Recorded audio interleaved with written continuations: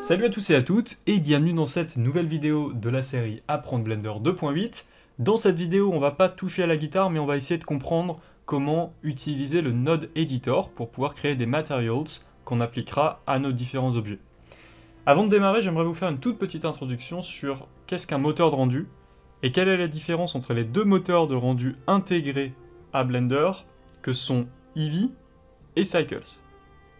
Alors un moteur de rendu, c'est quoi? Un moteur de rendu, c'est un programme qui est intégré donc dans Blender, ou dans n'importe quel logiciel de 3D, qui a pour but de récupérer toute la scène en 3D qu'on a construite, avec les lumières et avec toutes les informations qui constituent une scène en 3D, et de la rendre dans une image. Une fois que vous avez cette image donc en 2D, vous avez la possibilité après d'en créer un film, si vous avez plusieurs images, ou vous avez la possibilité aussi par-dessus de rajouter des filtres, de rajouter des effets, etc. etc. C'est ce que l'on va appeler le compositing. Donc je généralise, hein, évidemment, il y a bien plus de détails que ça, mais on n'aurait pas le temps de rentrer dans tous les détails dans une seule vidéo, bien sûr. Donc, je récapitule, le moteur de rendu est un programme qui récupère votre scène en 3D, toutes les informations, donc les modèles, leur position dans le monde, les lumières, les éventuels résultats de simulation, etc., etc., les particules si vous en avez, prend toutes ces informations d'une scène 3D et en sort une image. Alors il y a deux types de moteurs de rendu qui existent aujourd'hui. Le premier qui est utilisé dans le jeu vidéo, c'est les moteurs de rendu dits temps réel, qui utilisent un principe de rasterisation. En fait, ce qui va se passer, c'est que, on va le découvrir dans quelques instants avec un petit visuel que je vous ai préparé, l'idée c'est qu'on va projeter les objets sur l'écran pour pouvoir les rendre rapidement. Le deuxième type de moteur de rendu, c'est ce que l'on appelle les moteurs de rendu dits Ray Tracing. C'est des moteurs de rendu qui vont être dits photoréalistes, puisqu'ils vont pouvoir réaliser des images, comme leur nom l'indique, photoréalistes, afin d'être le plus proche de la réalité possible, du coup. Et on va se rapprocher de ce qui se passe dans la vraie vie au niveau optique, c'est-à-dire on va prendre en compte des rayons de lumière, donc comme si on suivait la direction des photons dans la vraie vie, hein, qui sont émis depuis les différentes sources lumineuses, et on va essayer de sortir une image en suivant des principes physiques en fait. D'un côté, donc du côté du jeu vidéo, on triche pour les performances, c'est-à-dire pour être en temps réel, pour pouvoir afficher très très rapidement de l'image, et de l'autre côté, on s'en fout du temps que ça prend de rendre une image, on peut très bien rendre une image et attendre 1 heure, et une fois qu'elle est sortie cette image, on peut l'afficher très très rapidement dans une séquence d'images pour pouvoir en faire un film par exemple. Mais concrètement, le temps de rendu ne nous affecte pas. Donc c'est pour ça qu'il y a des moteurs qui sont beaucoup plus gourmands en termes de temps et qui sont souvent utilisés sur des productions de films, tout simplement. Donc quand vous regardez un Pixar ou quand vous regardez un film d'animation au cinéma, il y a un moteur dit photoréaliste qui utilise cette méthode dite du Ray Tracing, qui est utilisé pour rendre des images. Et une image d'un film Pixar ou DreamWorks ou peu importe prend en général plusieurs heures par image à rendre. Et comme on le sait, il faut 24 images par seconde pour rendre... il faut 24 images pour rendre 1 seconde de film. Vous imaginez donc le temps que ça prend. Je vais pas rentrer dans les détails sur l'architecture, de comment on s'y prend dans un long métrage, etc. pour vous expliquer, mais je vais vous donner une vision assez holistique de comment ça fonctionne. Donc, maintenant, on sait qu'on a deux types de moteurs. Donc, un moteur temps réel et un moteur photoréaliste. Donc, on va d'abord regarder comment un moteur photoréaliste, avec une toute petite maquette ici que je vous ai préparée, fonctionne. Attention, je vais prendre d'énormes raccourcis. L'idée c'est que vous ayez ça en tête dans le coin de votre tête en tant qu'artiste, pas en tant que technicien de l'image, enfin pas en tant que technicien programmeur. L'idée c'est que vous soyez apte à comprendre ce qui se passe un petit peu plus quand vous allez créer vos différentes matières. Donc dans un moteur dit Ray Tracing, donc Cycles, qu'est-ce qui va se passer?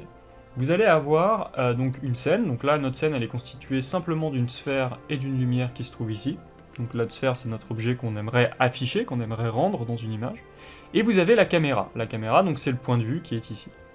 Et vous avez dans cette caméra, quand on regarde à travers la caméra, vous avez donc un ensemble de pixels, d'accord, qui définit, eh bien donc chaque pixel va correspondre à une couleur, et cet amas de pixels forme une image, cette matrice de pixels forme une image, et c'est donc ce que le spectateur verra. Plus on a de pixels, bien évidemment, plus fine sera l'image.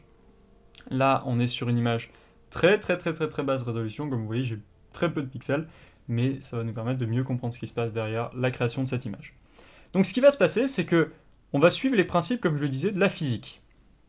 Sauf que dans la vraie vie, ce qui va se passer, c'est que les photons, ils sont émis depuis les lumières. Donc là, typiquement, on peut imaginer qu'on a une source de lumière, on a un ensemble de photons ici qui arrivent, mais en fait, ils touchent l'objet, et ensuite, peut-être avec un peu de chance, ça arrive jusqu'à notre œil, qui est donc la caméra dans ce cas-là. Mais en vrai, ce qui se passe, c'est que les photons, ils sont émis un petit peu partout, dans le cadre d'un point light ici, et par chance, ils peuvent toucher l'objet, ils peuvent arriver ils peuvent bouncer dans plein de directions, et tout ça, en fait, c'est des rayons de photons qui sont calculés dans le cadre d'une...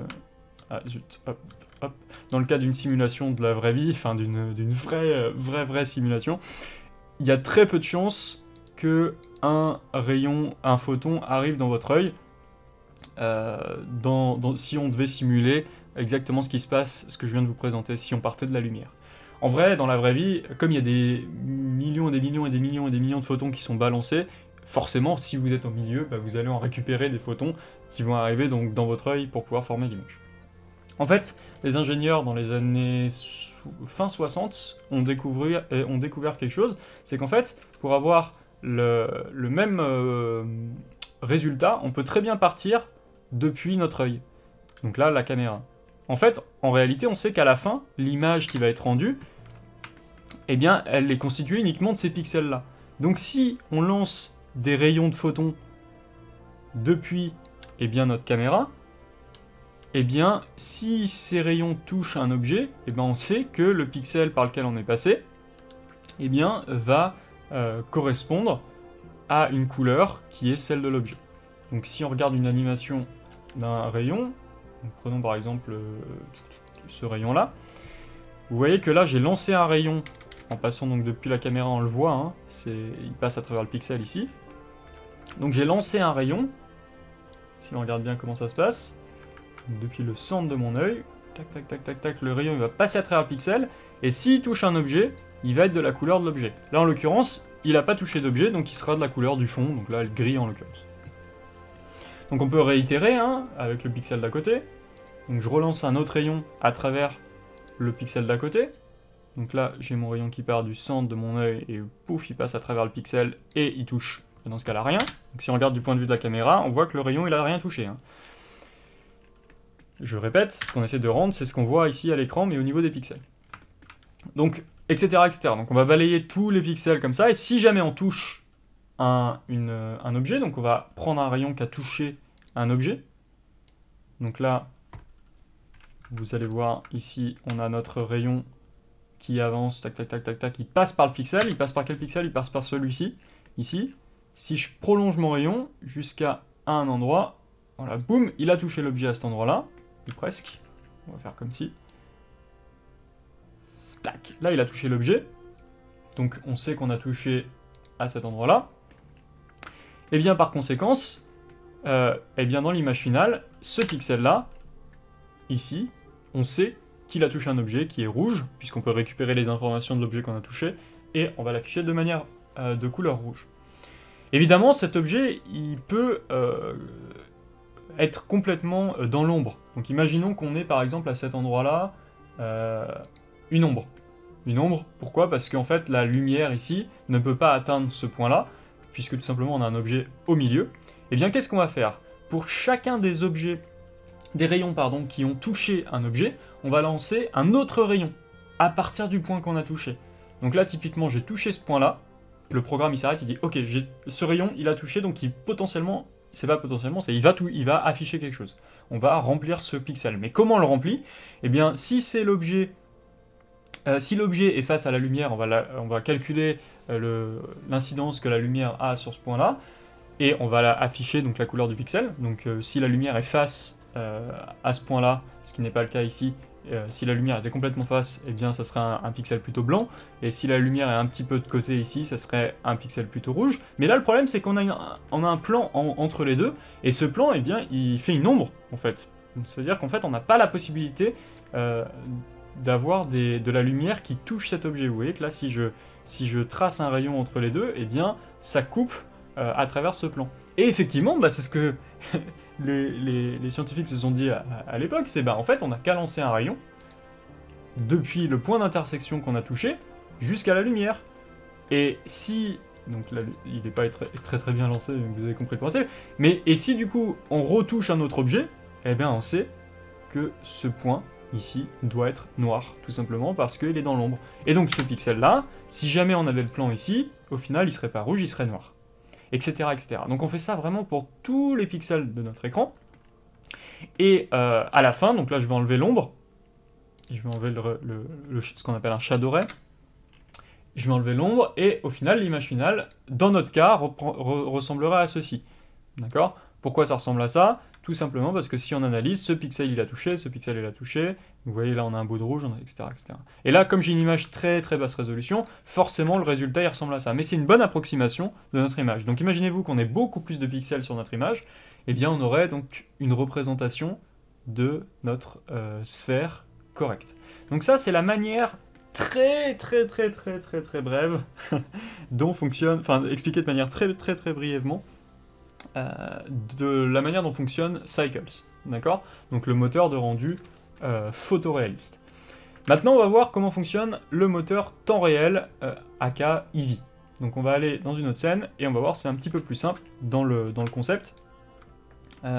Mais il faut savoir que pour pouvoir retrouver une image qui fait photoréaliste, il va y avoir plein de hacks, plein de tricks à faire, pour pouvoir avoir une image dite photoréaliste dans un moteur de jeu vidéo. Donc là, en l'occurrence, bah, la manière dont ça fonctionne, c'est qu'on prend l'objet, donc là, par exemple, notre sphère, et on va l'écraser contre l'écran. Clac ! On fait donc ce que l'on appelle une projection. Donc on projette notre objet en 3D, on va le projeter à l'écran, et du coup, on va avoir ensuite, donc ça c'est la première étape, donc là vous voyez qu'on a tous nos points, ici, qui sont projetés sur l'écran, d'accord ? Et ensuite ce qui va se passer, c'est qu'on va avoir un logiciel, une étape dite de rasterisation, et la notion de rasterisation, c'est de prendre tous les triangles qui constituent notre objet, donc il faut imaginer que là c'est des vrais triangles, hein. On va prendre tous les triangles qui constituent notre objet, et on va déterminer s'il faut remplir le pixel ou pas. Donc ça, c'est une deuxième étape qui est faite une fois qu'on a projeté le modèle en 3D sur l'écran. Il va falloir déterminer à nouveau si on remplit ou pas le triangle qui a été projeté. C'est de manière très brève. Sachez qu'après, il y a plein de techniques dans lesquelles je ne vais pas rentrer en détail pour pouvoir comprendre comment fonctionne le lighting, comment fonctionne la notion d'ombre en temps réel, etc., etc. Je ne vais pas rentrer dans les détails, mais voilà. C'est comme ça que fonctionne le moteur Eevee derrière en backstage, d'accord ? Donc, ces deux moteurs de rendu, que sont Cycles et Eevee, vont nous être utiles pour pouvoir rendre notre guitare. Mais avant, il va falloir qu'on détermine les informations de matière de nos différents objets. Donc dans le cas de Cycles, c'est au moment où le rayon touche l'objet, on a la possibilité de récupérer les informations de matière. Donc par exemple, tiens, à cet endroit-là, il se trouve qu'il y a une petite dépression et qu'en plus c'est de couleur bleue, etc., etc. Donc ça, c'est les informations qu'on va pouvoir modéliser sous forme de nœuds. On va utiliser donc le node editor de Blender qui va nous permettre de simuler ces effets. Et dans Eevee, eh bien, ça va être la même chose, on va le définir de la même manière en utilisant des nœuds. Et c'est Eevee qui va s'occuper de de se rapprocher le plus possible des effets, de la matière que l'on veut réaliser en utilisant donc des méthodes par projection. Donc, je suis allé vraiment dans le détail, mais parce que je pense que c'est quelque chose de fondamental dans la 3D. Même si on est un artiste, je pense que c'est important de comprendre la raison pour laquelle un moteur rend une image de manière photoréaliste ou un moteur rend une image de manière temps réel en utilisant plein de tricks. Et c'est pour ça que dans Eevee, vous allez avoir des images qui, avec certains artefacts et avec un rendu qui ne va pas être photoréaliste à la perfection. On va utiliser plein de techniques pour pouvoir simuler le photoréalisme. Donc voilà. Donc maintenant que vous êtes au clair là-dessus, on va rentrer dans, le node editor. Donc je vais créer une nouvelle scène et on va prendre le cube qui est ici, on va l'aplatir donc sur Z, S et Z, on va faire un Shift Z, S Shift Z pour pouvoir créer un plan, enfin un cube un petit peu plus un pavé. On va créer un monkey, Shift A, je vais ajouter mon mesh monkey, on va le mettre au-dessus ici de la scène. Et on va lui rajouter un Subdivision Surface. Alors il faut savoir que vous avez la possibilité de faire CTRL 2 dans Blender, c'est le raccourci clavier pour automatiquement venir ajouter un modifier ici de type Subdivision Surface. Pardon. Et donc ensuite on va faire un clic droit, Shade Smooth, et je vais rajouter juste une subdivision. Ok. Donc ce qu'on va faire, c'est qu'on va s'entraîner sur donc Suzanne, c'est le nom de cette mascotte, pour pouvoir créer des matières. Donc on va s'entraîner sur Suzanne. Je vais créer un nouveau éditeur ici, en ouvrant un éditeur. Je vais aller dans le petit onglet ici, choisir un Shader Editor, et je vais créer donc, en cliquant sur New ici, un nouveau matériel. Vous avez la possibilité aussi d'aller dans le tab ici du Properties Editor, de créer une nouvelle matière. Donc quand vous cliquez sur New, vous allez créer donc un matériel, donc une matière, qu'on va appeler par exemple test.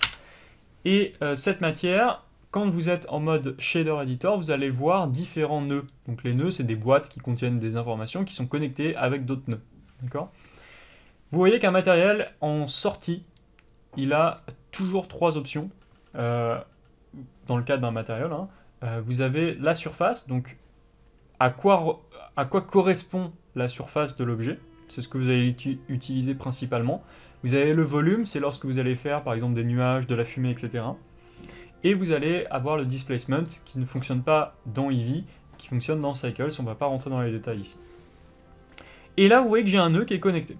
Et malheureusement je vois rien, donc si par exemple j'essaye naïvement de changer la couleur ici, il ne se passe rien. Tout simplement parce que la viewport ici n'utilise pas le moteur de rendu. Il va falloir qu'on clique sur un bouton pour pouvoir utiliser ce moteur de rendu. Donc je vais appuyer sur Z et je vais passer ici en mode Rendered. Et là, je suis par défaut en train d'utiliser Eevee dans la viewport. D'accord ? Pourquoi je suis en train d'utiliser Eevee ? Parce que dans ce bouton-là, ici dans ce panneau-là, vous voyez que le Render Engine, c'est Eevee. D'accord ? Alors il y en a un autre qui s'appelle Workbench, on va pas rentrer dans le détail, mais c'est un moteur de rendu très très simplifié, temps réel, très simplifié. Donc on va retourner dans Eevee, et vous voyez que là si je bouge ma lumière, en temps réel j'ai le calcul de la lumière qui est fait, et là en fait ce qui se passe, c'est que même dans la vue, que je sois à travers la caméra ou que je sois dans la caméra de travail, dans la caméra que je suis en train d'utiliser pour naviguer autour, là, eh bien c'est fait par projection. Ça se projette sur mon écran, sur la caméra qui est en fait représentée par le panneau en fait. Et donc, ce qu'on a, c'est qu'on a associé cette matière à Suzanne, et ce que j'ai la possibilité de faire, c'est de venir toucher différentes choses. Donc là, vous voyez, je peux commencer à changer la couleur, et j'ai la possibilité de dire, ok, je veux, par exemple, monter le spéculaire. Le spéculaire, c'est les reflets de lumière, c'est ce qu'on appelle des highlights en anglais. Donc vous avez la possibilité de baisser complètement le spéculaire, vous allez avoir un objet diffus, et si vous le montez, vous allez avoir un objet plutôt plastique. Vous avez la roughness, c'est la rugosité de la matière. Donc vous voyez, si je monte la roughness à 1, le spéculaire est très très diffus. D'accord ? Donc j'enlève le spéculaire, vous voyez que c'est très très subtil, j'enlève le spéculaire ici, j'ai un objet complètement diffus. Si je monte le spéculaire un petit peu, on commence à le voir, mais de par la rugosité de la matière, vous voyez qu'il est très diffus ce spéculaire. Et plus je le baisse, plus je vais me rapprocher d'un objet plastifié, voire complètement plastifié. Très shiny. Donc voilà les deux paramètres importants à connaître avant tout. Vous avez l'option métallique ici, donc si vous montez à 100%, vous allez avoir un objet qui donne un effet métallique. D'accord ? Alors pourquoi ça ne donne pas un effet totalement métallique comme on pourrait l'avoir dans la vraie vie ? Tout simplement parce qu'on n'a rien qui reflète dedans, d'accord, de ce métal. Et un métal dans la vraie vie où vous voyez plein d'aspérités qui font que bah, ça donne cet effet réellement métallique. Donc là, c'est pas le cas. Mais ne vous inquiétez pas, c'est possible, bien évidemment. Ensuite, on va avoir plein d'autres options, on va pas trop les regarder pour l'instant. Il faut savoir que vous avez ici, par exemple, le facteur d'émission, pour savoir qui va permettre d'émettre de la lumière. Alors ça se fait de manière un peu faussée, puisqu'on est dans Eevee ici. Mais en général, on le laisse noir pour l'instant. Et donc, voilà, ce nœud-là, il s'appelle Principal BSDF. BSDF, on va pas rentrer dans les détails, mais c'est la fonction qui permet de calculer le rendu d'une matière. Vous avez donc ce nœud qui est connecté directement à la surface. Donc, en général, quand vous avez des sorties et des entrées de couleurs, vous savez que vous allez connecter une couleur avec une autre couleur. Donc là, ce que je peux faire, c'est que je peux casser la connexion, tout simplement en prenant la connexion en la lâchant, et vous allez voir que c'est totalement noir, puisque je ne calcule absolument aucune surface pour cette sortie de matériel. Si je reconnecte ma BSDF ici à la surface, vous voyez que ma surface est éclairée de nouveau. Un moyen rapide de casser une connexion, c'est d'appuyer sur CTRL et en faisant clic droit, vous pouvez, comme dans Fruit Ninja, vous avez la possibilité de faire une gesture pour pouvoir casser la connexion. D'accord ? Alors, évidemment, la matière qu'on a réalisée ici va de pair avec le type de lumière que vous avez ici. On a ce qu'on appelle un point light, donc qui représente une ampoule, tout simplement. Et vous voyez que ça a un effet comme une ampoule dans une seule pièce. Et là, c'est pas très intéressant d'un point de vue lumière. Ce qu'on peut faire, c'est qu'on peut aller dans le panneau de la lumière ici, et on peut venir choisir différents types de lumière. Vous avez Sun, qui représente une lumière directionnelle.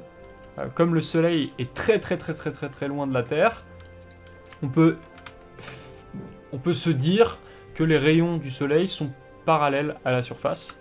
D'accord ? Donc ils vont tous dans la même direction. Et c'est ce que représente cette lumière de type Sun. Vous voyez que la puissance de la lumière ici, exprimée en watts normalement, est très forte. Si on la baisse à 1, vous voyez qu'on se retrouve avec quelque chose de beaucoup plus lisible. Je peux la monter un petit peu avec le slider qui se trouve ici. Je peux aussi définir la quantité de spécular que je veux avoir. Vous voyez que si je baisse le spécular, toutes les matières vont être affectées par ce slider.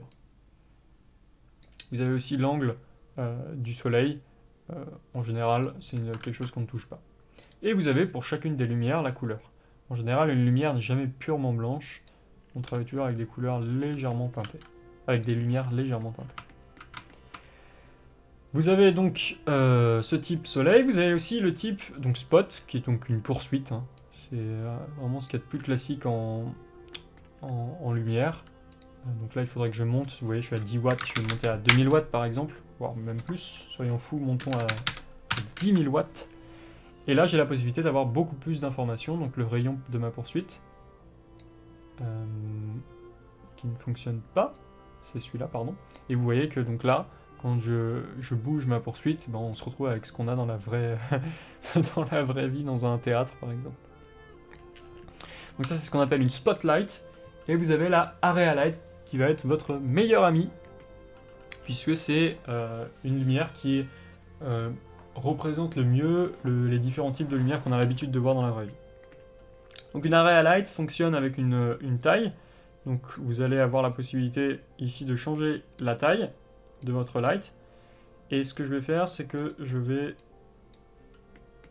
placer ma lumière. Alors c'est une lumière qui, quand vous la déplacez, a un impact, tout comme le point light. Hein. Quand je déplace le point light, ça a un impact. Et quand je déplace le spot, ça a un impact. Par contre, quand je déplace le soleil est tellement loin que ça n'a absolument aucun impact. Hein. Donc là, si par exemple je remets mon soleil ici, peu importe où il se trouve, on s'en fout. Vous pouvez le mettre dessous si vous avez envie. Le soleil, les directional lights, donc les sunlight, n'ont pas de notion de position. Elles ont juste des notions d'orientation. On va revenir sur notre area light et on va remonter, on va la rebooster. Alors, on va la booster à 3000, tiens.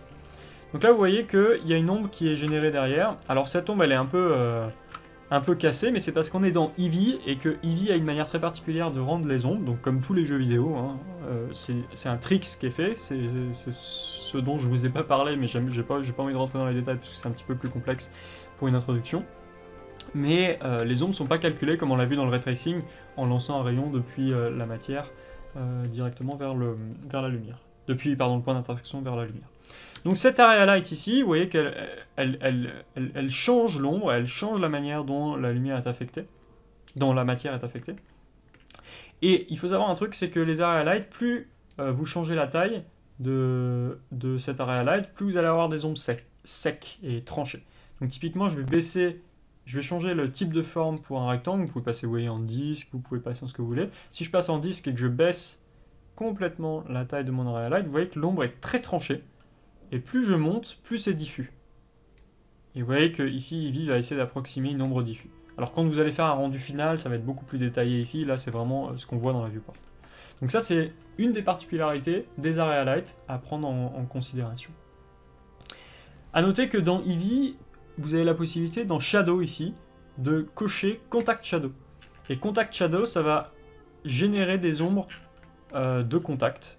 C'est-à-dire les objets, quand ils sont en contact avec d'autres objets, ça va essayer de simuler ce type d'ombre. Alors c'est pas trop le cas ici. Mais si je prends ma lumière et que je désactive tout ça et je le réactive, on voit pas très bien, on le voit un petit peu ici. Regardez bien au niveau de mon curseur ici. Ça génère des ombres de contact. Donc, on a vu un petit peu pour les lights comment ça fonctionnait. Je vais juste vous montrer maintenant, on va juste passer dans Cycles pour voir la différence. Alors, la matière existe, c'est toujours la même. Les matières entre Eevee et Cycles sont partagées. On va retourner, oups, j'ai cliqué sur ce bouton-là, on va retourner dans Cycles. On va y aller pour la première fois, pardon. Et vous allez voir que ça prend beaucoup plus de temps. Là, tout ce que vous voyez en grain, là, c'est ce qu'on appelle des samples. C'est, je vais faire un gros raccourci, mais c'est entre guillemets les rayons qui sont, le nombre de rayons qui sont balancés depuis votre point de vue.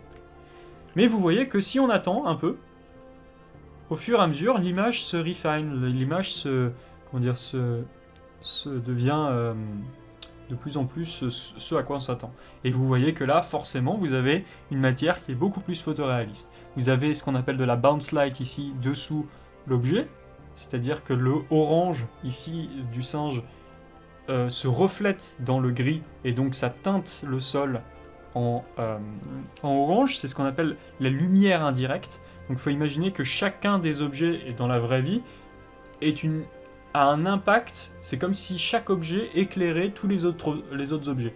Alors typiquement, prenons un objet, je sais pas, orange dans ce cas-là. C'est comme s'il était une lumière pour le sol. Alors c'est très très faible, hein, bien évidemment, là on considère que c'est toujours une ombre, mais dans la vraie vie ça se passe comme ça.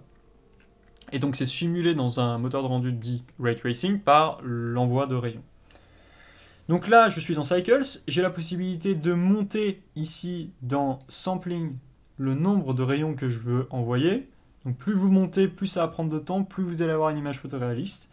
Donc là par exemple je vais monter à 128 dans la viewport, donc il y a une différence entre ce que vous allez faire dans le rendu et dans la viewport. Vous voyez que là, si on regarde tout en haut à droite, si je ne bouge pas, je monte le nombre de samples et vous voyez que la qualité s'améliore au fur et à mesure.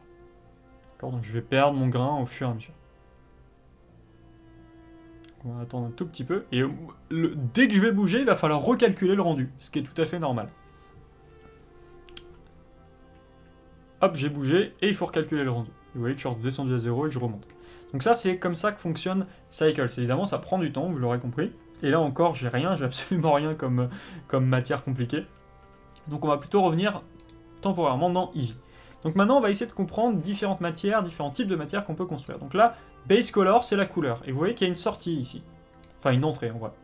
Ce que je vais pouvoir faire, c'est que je vais pouvoir, plugger des textures à cet endroit-là, ou différents nœuds qui vont me servir à constituer la couleur de base de ma matière. Donc ce qu'on va faire, c'est qu'on va faire Shift A, et vous voyez qu'on a des tas de nœuds qui sont à notre disposition.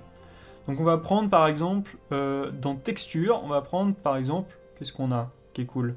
Wave Texture. Donc là, je vais sortir la couleur de ma texture de vague, je vais la mettre directement dans Base Color. Ça prend un petit temps, et vous voyez, qu'est-ce qui se passe? J'ai mis, en fonction des UV de Suzanne qui ont déjà été dépliés, hein, par défaut, si on regarde dans les UV de cet objet-là, ils ont déjà été dépliés, et bien ça se sert de nos UV. Alors en vrai, ça n'utilise pas, excusez-moi, j'ai dit une bêtise, ça se sert pas des UV, ça génère des UV automatiques. Donc ça passe même pas par les UV que je viens de vous montrer.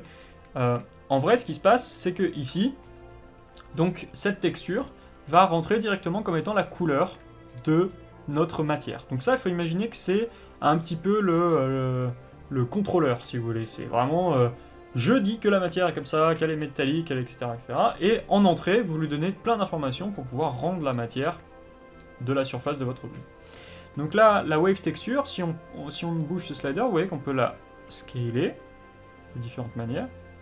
On peut la distordre. Et tout ça, c'est fait de manière dite procédurale. C'est-à-dire que jamais à aucun moment, on a importé une image de vague. D'accord ? On a dit à Blender, génère-moi cette image de vague avec des fonctions mathématiques. D'accord ? Sauf que nous, on n'a pas à toucher aux maths. Ce qui est plutôt cool. Et vous voyez que là, par exemple, je vais pouvoir commencer à donner un effet de bois un petit peu à ma matière, juste en bougeant 3-4 sliders. Vous avez différents types hein, de paramètres. Donc par exemple, là, je peux passer un saut, vous voyez que ça fait des bordures nettes. J'ai des bandes, j'ai la possibilité de faire des ronds. Donc alors là, c'est pas hyper précis. Je vais enlever la distorsion, mais vous voyez que en passant en mode bande, on a l'impression d'avoir des cercles. Et en mode ring, pardon, on a l'impression d'avoir des cercles. Et si je passe en mode bande, vous voyez que ça fait plus des bandes. Voilà. On a la possibilité ensuite de dire que bah là, il va utiliser des UV qui ont été générés. Donc c'est la case vector ici. On a la possibilité de dire à Blender, bah en fait, pour cette matière, utilise les UV de l'objet. Donc on va faire Shift A et on va aller dans Input, donc dans les entrées, et on va lui dire, tu vas utiliser Texture Coordinate, tu vas utiliser les UV. Donc je prends UV et je le connecte à Vector. Et là, il va utiliser les vrais UV de l'objet. D'accord? Donc si je fais arriver ici un UV Editor, et que je rentre en mode Edit, il faut imaginer que là, derrière, on a notre texture de vague, qui a été générée de manière procédurale. Donc si je déplace mes UV, vous voyez que Blender, en fait, réagit en fonction de ces UV. La matière réagit en fonction de ces UV. D'accord? Donc il va se servir de ces informations en 2D pour pouvoir eh bien, afficher une texture de vague en fonction donc, du positionnement de nos différents vertex en 2D. Donc de nos UV. Donc là, j'ai la possibilité de créer cette matière. Et par exemple, là, en fait, cette matière, donc cette texture de vague, pardon, vous voyez qu'elle est noire et blanc. Moi, j'aimerais que pour tout ce qui est noir, j'aimerais mettre par exemple du rouge, donc j'aimerais que mes bandes ici, elles soient rouges. Et j'ai envie, par exemple, que tout ce qui est blanc soit, par exemple, je sais pas, bleu. Donc comment je peux faire? Eh bien, je peux venir ajouter un nouveau nœud. Donc je vais ajouter un nouveau nœud en faisant Shift A. Je vais aller dans Color, ici, et vous avez un nœud qui s'appelle Mix RGB. D'accord? Donc je veux dire, le noir est rouge et le blanc est bleu, par exemple. Donc je vais prendre ce nœud et je vais connecter la couleur, ici, dans l'entrée, ici, grise. Alors, il va faire automatiquement la connexion entre jaune et gris, ici, ne vous inquiétez pas. Et je vais sortir la couleur, ici. D'accord? Donc je vais faire passer ma texture noir et blanc dans une espèce de nœud qui va me convertir tout ça en ces deux couleurs-là. Donc si je prends la première case ici et que je la change, vous voyez que ce qui était noir avant va devenir rouge. Et ce qui était blanc avant, pour l'instant, est gris. Et je peux le changer en bleu. Et donc là, j'ai créé une texture. À la sortie de ce nœud ici, j'ai créé une texture qui est rouge et bleu à partir d'une texture en noir et blanc. Donc je peux toujours reprendre à n'importe quel moment cette sortie et venir la mettre dans la base color. Et vous voyez que je reviens sur ma texture noir et blanc. D'accord? Donc je vais reconnecter ce nœud-là ici. Et j'ai la possibilité aussi, à la place de ce nœud-là, donc je vais faire CTRL X, ce qui permet de casser la connexion, ou alors je peux faire aussi juste X pour delete, ou alors je peux séparer les connexions ici, prendre le nœud et le supprimer, ou alors je peux aussi appuyer juste sur Supr. Je vais remettre la connexion ici, de ma texture, et je vais changer l'échelle beaucoup plus. Voilà. On va voir quelque chose comme ça. Et vous notez qu'en fait, la transition entre le noir et le blanc, elle se fait de manière graduelle. On passe par le gris, ce qu'on appelle donc un dégradé de gris. J'ai la possibilité de rajouter un nœud, par exemple, de type convertor color ramp. Donc je vais, hop, le mettre ici, il va automatiquement me faire mes connexions. Donc là, d'apparence, ça n'a rien changé. Mais ce qui va se passer, c'est qu'on va dire que le noir correspond à cette petite maison ici, et le blanc correspond à cette petite maison ici. D'accord, de la texture qu'on récupère en entrée. Donc je vais prendre la maison qui est noire ici, et je vais la mettre en rouge, et je vais prendre la maison qui est ici blanche, tu vas mettre en bleu. Jusque là, on n'a rien fait par rapport à ce qu'on avait fait avec le mix RGB de tout à l'heure. Ça n'a absolument rien changé. Sauf que là, ce qu'on va pouvoir faire, c'est qu'on va pouvoir, en cliquant sur le plus ici, rajouter des couleurs intermédiaires pour les gris qui étaient intermédiaires. D'accord ? Donc là, par exemple, si je mets du jaune, vous allez voir qu'on passe du rouge au jaune au bleu. Et je peux choisir où je mets la maison ici pour serrer beaucoup plus le jaune, comme vous le voyez. Ou alors, au contraire, serrer beaucoup plus le bleu. D'accord ? Donc vous allez pouvoir user de ça à gogo pour pouvoir créer des matières complètement cheloues. Ce qui est plutôt cool. Vous voyez, juste en changeant ici la matière, on a la possibilité de faire plein de bêtises et plein de trucs rigolos. Alors, je vais maintenant vous apprendre le principe fondamental numéro 1, absolument hyper important du shading, de la création donc de matière.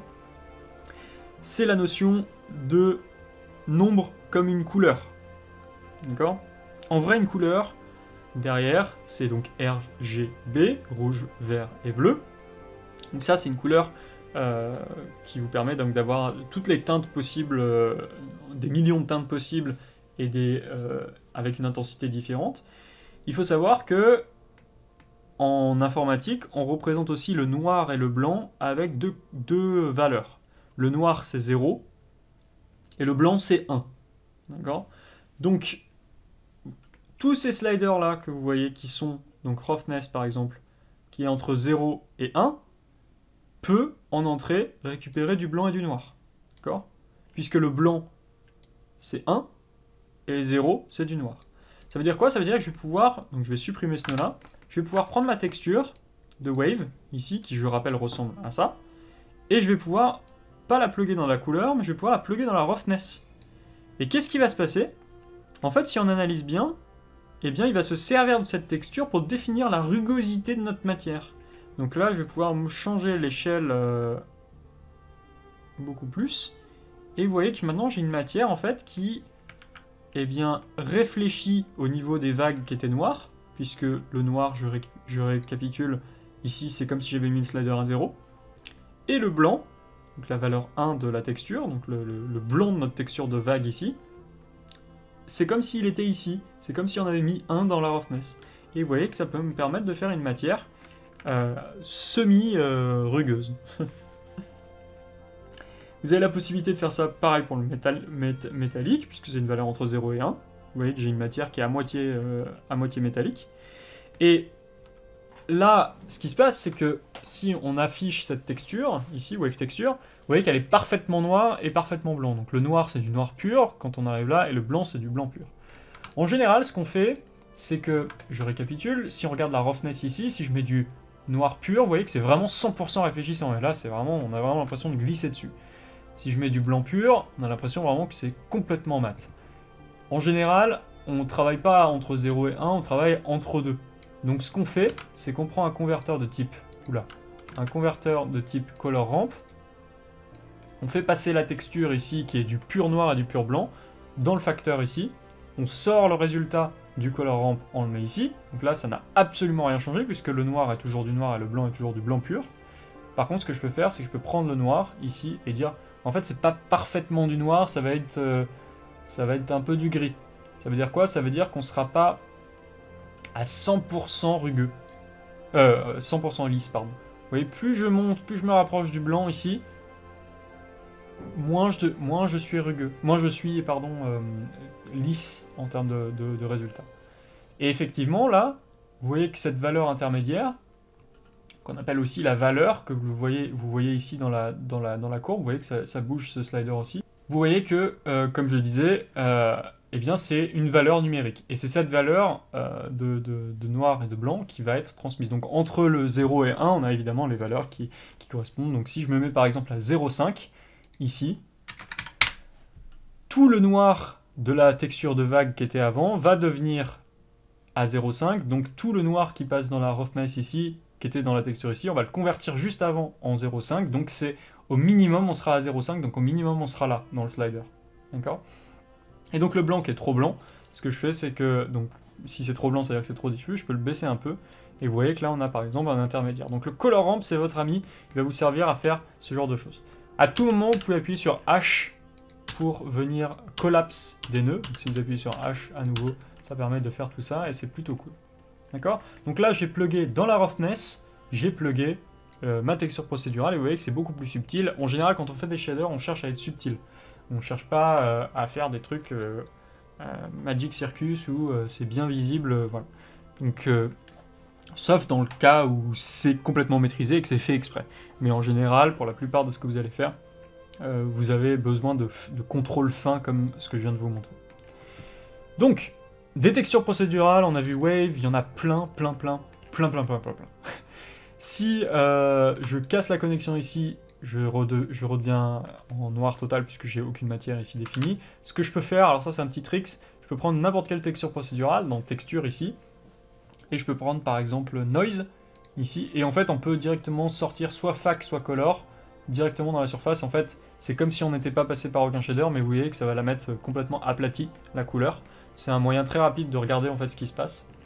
Et donc là, vous voyez, j'ai mis la sortie FAC dans du vert, il fait automatiquement la conversion derrière. Et en fait, FAC versus Color, Color c'est RGB, donc rouge, vert et bleu, et FAC c'est noir et blanc, entre 0 et 1. Donc là, vous aurez toujours quand vous sortez de FAC, vous avez toujours une notion de noir et blanc, et quand vous sortez de couleur, vous avez toujours une notion de couleur. Donc là, si je mets de la couleur, vous allez voir que par défaut, bah, j'ai du bruit qui est coloré. D'accord? Donc on va revenir en noir et blanc. Et j'ai la possibilité, encore une fois, de changer l'échelle de mon bruit, le détail de mon bruit. J'ai la possibilité de changer la distorsion de mon bruit. Et là, je vais pouvoir faire plein d'effets. Donc là, en général, le bruit, par exemple, en shader, c'est utilisé pour rajouter du fin détail, de la poussière, par exemple, si vous voulez rajouter de la poussière, ce genre de choses. Donc ça, c'est le bruit. Il en existe de différentes sortes. Vous avez une autre texture qui est très utilisée, c'est le Voronoi. Donc là, on va sortir call distance dans la surface. Vous voyez que ça ressemble à quelque chose comme ça. Donc c'est des espèces de petits îlots, des petites cellules qui vont se créer. Il y a différents types de calculs. Vous pouvez jouer avec les différentes informations ici. Par exemple, vous avez distance to edge qui vous permet de créer des cellules bien visibles, bien tranchées, comme ça.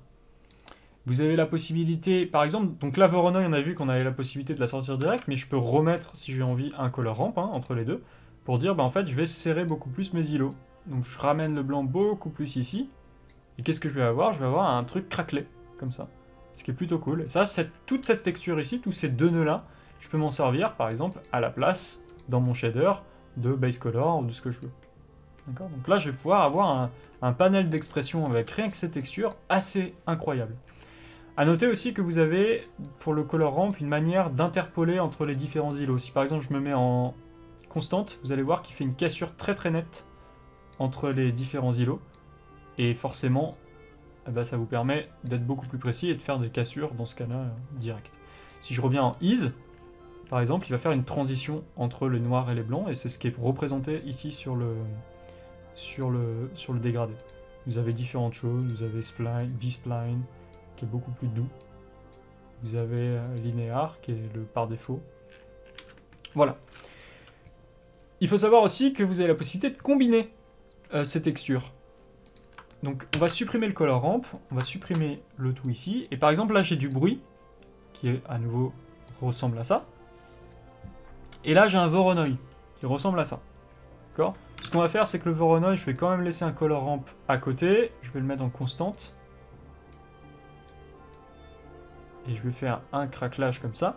Et j'ai envie, par exemple, de faire en sorte que les deux textures se combinent. Alors comment je combine les textures? Je vous rappelle que on travaille avec cette notion de noir et blanc, où le noir c'est 0 et le blanc c'est 1. Donc théoriquement, je peux utiliser des fonctions mathématiques simples de multiplication ou d'addition. Par exemple, je peux aller dans Convertor ici, et vous avez un nœud qui s'appelle Math. Attention, il n'y a rien de bien méchant. Je vais prendre le facteur, donc la couleur du noise, enfin le noise, le résultat du noise ici, je vais le mettre dans l'entrée 1, et je vais multiplier ça par le résultat de mon Voronoi qui se trouve ici. Et la sortie, ça me donne ça. Alors en fait là je ne l'ai pas multiplié, je l'ai ajouté. Parce que la fonction que j'ai utilisée c'est add. En effet, dès que vous avez du blanc ici, d'accord, qui vaut 1, je récapitule, le blanc c'est 1, le noir c'est 0. Si j'ajoute 1, donc le blanc de la texture, avec le noir qu'on avait avant ici, bah 0 plus 1, ça fait 1. donc ça me donne du blanc ici. Alors c'est pas exactement du blanc, c'est du gris, donc ça veut dire que c'est du noir, donc 0 plus, je sais pas, 0,8 ou quelque chose comme ça. Et je les ai additionnés. Et j'ai fait une vraie addition de couleurs ici. Ce que je peux faire, c'est aussi une multiplication. Donc si je multiplie, vous voyez ce qui se passe. Comme le noir c'est 0, on a conservé le 0 ici du Voronoi, donc 0 fois n'importe quoi ça fait 0. Donc comme le noir c'est 0, 0 fois n'importe quoi ici on aura toujours du noir. Et avant dans le Voronoi ici on avait du blanc. D'accord, souvenez-vous on avait complètement du blanc. Sauf que le bruit, quand on analyse sa texture, il a des valeurs un petit peu grisées, donc probablement entre 0 et 1, donc probablement du 0,5, du 0,8 ou ce genre de choses. Et bien si je multiplie ça par 1, je récapitule, pourquoi 1? Tout simplement parce que dans le Voronoi ici, si on analyse, ici on a du blanc, donc ça veut dire du 1. Et bien si je multiplie une valeur par 1, et ben c'est la valeur. D'accord? Donc le résultat final me donne ça, tout simplement parce que par exemple là, admettons, prenons le cas de ce pixel là ici, qui est probablement, je sais pas, 0,5 disons, bah 0,5 fois 1 ça fait 0,5. Par contre ici, admettons que le bruit, il nous donnait un petit peu de blanc, bah ça va être une couleur beaucoup plus multipliée, qui va conserver beaucoup plus le blanc qu'on avait dessous, donc du 1. Le Voronoi, je rappelle, ici était donné du blanc. Donc voilà, vous avez un peu compris les fondamentaux, alors ça c'est vraiment les fondamentaux absolus de la création de textures procédurales. Il faut savoir quelque chose, c'est que dans Blender, vous avez la possibilité aussi de grouper des nœuds. Donc là par exemple, tous ces nœuds-là, je vais pouvoir les grouper. Alors vous avez plusieurs choses que vous pouvez faire. Vous pouvez créer un cadre. Alors pour créer un cadre, vous pouvez aller dans... Je me souviens plus exactement, excusez-moi, du raccourci clavier. Oui, c'est CTRL-J. Vous pouvez donc créer un cadre qui dit par exemple ici, c'est ce frame. Si j'appuie sur N, vous avez ce panneau-là. Et vous avez ici frame, que vous pouvez appeler comme vous voulez. Mais surtout, ce qui est important, c'est le label qui se trouve dessus. Donc là, je vais appeler ça par exemple Voronoi Noise. Et vous voyez que j'ai mon cadre qui apparaît. Je peux lui mettre une couleur à ce cadre-là si j'en ai envie. L'avantage, c'est que quand je déplace le cadre, il y a tout qui se déplace. D'accord ? Et dès que je prends un nœud et que je le rajoute dedans, par exemple, je vais dupliquer mon colorant en faisant Shift D. Dès que je le mets dedans, il fait partie du groupe. Et dès que je le sors, donc là, je vais faire une suppression. Ah, pardon. Je vais faire je vais déconnecter tout simplement les sorties ici. Et dès que je le sors, eh bien en fait, je peux pas le sortir. Comment je le sors? Normalement en faisant CTRL-J. Ça m'a créé un nouveau frame, je voulais pas le frame, donc je peux supprimer le frame et avoir mon nœud qui sort. Je sais qu'il y a une manipulation pour le faire sortir. Je vous avoue, les frames, je m'en sers assez rarement, sauf quand je veux expliquer des shaders, donc ça tombe bien, c'est le cas. Donc si je veux supprimer le frame, je prends le frame et je le supprime. Donc ça, c'est pour grouper en l'état les nœuds. Et si vous voulez vraiment les grouper en un seul nœud, vous pouvez faire CTRL-G. Là, il va vous faire arriver dans une fenêtre avec un fond qui va être vert. Et en fait, si vous appuyez sur Tab, c'est comme le Edit Mode en fait en modélisation, vous allez sortir du groupe et avoir votre groupe unique. Donc si je déconnecte ce groupe-là, en fait, ce groupe-là correspond exactement à mon Voronoi. Donc je vais reconnecter ici la surface. Et vous voyez qu'en fait, ça a combiné tous mes nœuds ici. Donc si je prends la sortie de mon groupe, je la mets dans Base Color, je vais vraiment avoir mon Voronoi qui va passer dans ce shader-là, qui va sortir en sortie. Donc si je sélectionne mon groupe et que j'appuie sur Tab, je retourne à nouveau dans mon groupe ici, et j'ai la possibilité de faire quelque chose d'assez cool, c'est que j'ai la possibilité de définir des entrées ici pour mon groupe. Vous voyez que la sortie, c'est la sortie de mon multiply ici. Donc c'est cette connexion qu'on voit ici, c'est exactement le point gris qu'on voit là. Et vous avez par contre ici la possibilité de définir des entrées. Donc ce que je vais faire, c'est que par exemple j'ai envie de contrôler, je sais pas, l'échelle de mon Voronoi. Donc je prends l'échelle ici, je la glisse dans l'entrée ici, et j'ai un paramètre qui s'appelle Scale qui vient d'arriver. Ce paramètre Scale, je peux le nommer par exemple dans Node ici, je peux lui changer son nom qu'on voit ici dans l'entrée, je peux l'appeler taille Voronoi. Et ce que j'ai la possibilité de faire, c'est quand j'appuie sur Tab, vous voyez que mon groupe de nœuds ici, il a une entrée qui s'appelle taille Voronoi, et quand je la change, vous voyez qu'en fait ça affecte directement ce qu'il y a à l'intérieur de mon groupe. Donc je peux venir exposer les différents paramètres de mon node groupe. Ça permet de beaucoup mieux s'organiser, et surtout l'avantage des nodes groupes, c'est qu'une fois que vous les avez faits, ils apparaissent normalement, en faisant Shift A, ils apparaissent à cet endroit-là. D'accord? Donc ça, c'est mon node group qui a pour nom de base node group. Si j'appuie sur Tab pour rentrer dans ce node group, je vais aussi avoir la possibilité de changer le nom de mon groupe. Alors attendez, c'est... c'est pas dans les options. C'est dans item normalement. Ouais, c'est assez bizarre que le nom change pas. Je vais l'appeler Toto pour voir. Et Toto, je crois pas que ça changera. Non, en fait, excusez-moi, il faut que je change directement dans le shader ici, groupe. Je vais l'appeler Toto ici. Est-ce que ça va marcher? Non. Et là, est-ce que ça va marcher? Là, ça a changé le label, mais est-ce que ça va l'avoir changé dans le groupe? Non, ça n'a pas changé dans le groupe. Alors attendez, je ne sais plus comment on change le nom d'un groupe. Dites-moi, je suis bien perdu. Bon, bah là tout de suite, j'ai pas la solution, je regarderai après. Et je vous le dirai prochaine vidéo si j'y pense. Donc en gros, l'avantage c'est que par contre, vous les avez quand même dans le groupe. Donc là, si je vais dans le groupe et que je mets notre groupe, vous voyez que j'ai exactement le même groupe. L'avantage c'est que je peux aussi venir les exporter dans d'autres fichiers, donc créer des notes groupes très très complexes. Et j'ouvre un autre fichier et je peux directement avoir mon autre groupe en un claquement de doigts. Donc là, on a vu quand même pas mal de choses. Je vais pas vous embêter beaucoup plus avec de la théorie parce que je pense qu'on apprend aussi beaucoup dans la pratique. Cette vidéo est un peu longue, je vais m'arrêter là. Et en tout cas, je vous remercie d'avoir suivi. J'espère que ça vous a ouvert un petit peu l'esprit sur qu'est-ce que c'était qu'un shader et comment... et que ça vous a donné plein d'idées sur la création de matériaux procéduraux. Je vous invite vraiment, mais vraiment, hein, à faire des tests avec tout ce qu'on vient de voir, à découvrir des nœuds par vous-même. C'est très très simple de comprendre comment ça fonctionne en fait dans Blender.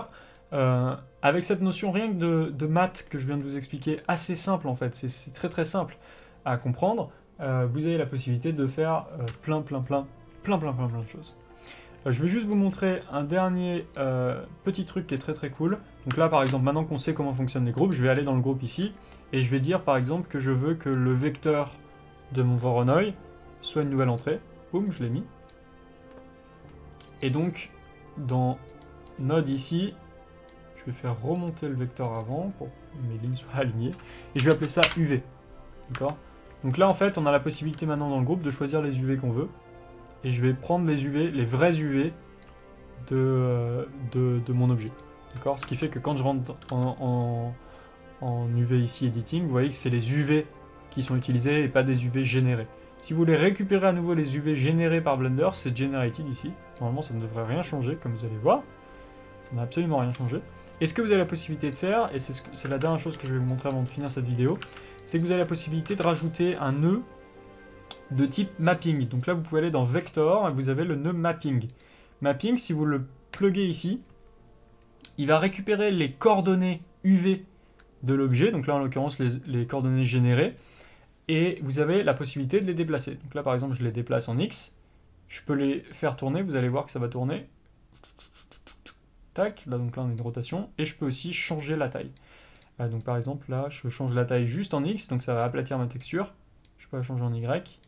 Ça n'a pas trop d'intérêt ici, et je peux la changer en Z, donc ça va l'aplatir comme ça. Il faut savoir que toutes les cases qui sont groupées comme ça en 3, vous avez la possibilité de cliquer sur la case du haut et de, sans relâcher la souris, baisser vers les autres, relâcher, et si vous mettez une valeur, ça va être la même pour tout le monde. Donc là par exemple, typiquement, j'ai fait un craquement d'un vernis pour par exemple une guitare, admettons. Hein. Donc voilà, le nœud mapping est très très cool à connaître. Vous avez plein de nœuds, je vous invite à, de votre côté, faire vos expérimentations sur... Je vais vous donner 2 nœuds à expérimenter. Le premier que je vous conseille de regarder, c'est le gradient texture. Voilà, essayez de comprendre un peu comment il fonctionne. Et l'autre, c'est le brick. Voilà. Essayez de comprendre comment fonctionne... Oula. Essayez de comprendre comment fonctionnent ces 2 nœuds. Et ça sera un bon exercice pour vous de construire ces matières. Je vous invite, et j'espère que vous allez le faire parce que c'est super cool, à venir sur le Discord de la chaîne et de venir poster vos différentes matières. Si vous en êtes arrivé là, déjà félicitations, hein, c'est très très cool d'avoir fini cette vidéo, mais c'est en faisant qu'on apprend, donc allez sur à nouveau le Discord de la chaîne YouTube. Venez dire bonjour si vous n'êtes pas déjà membre de ce Discord. Et venez, s'il vous plaît, venez partager vos différentes recherches autour des différents nœuds procéduraux de Blender. Si vous voulez un petit truc pour vous embellir la rétine, vous pouvez taper #NodeVember sur Twitter et vous allez voir plein de gens qui font des shaders absolument fous furieux avec les techniques que je viens de vous montrer. Bien sûr, c'est des techniques un petit peu plus avancées, mais c'est les mêmes principes. Vous cherchez NodeVember, N-O-D-E Vember, comme November, et vous allez tomber sur des trucs absolument incroyables. Sur ce, je vous remercie d'avoir suivi cette vidéo, et je vous dis à bientôt. N'hésitez pas à vous abonner, blablabla, etc. Discord. Salut!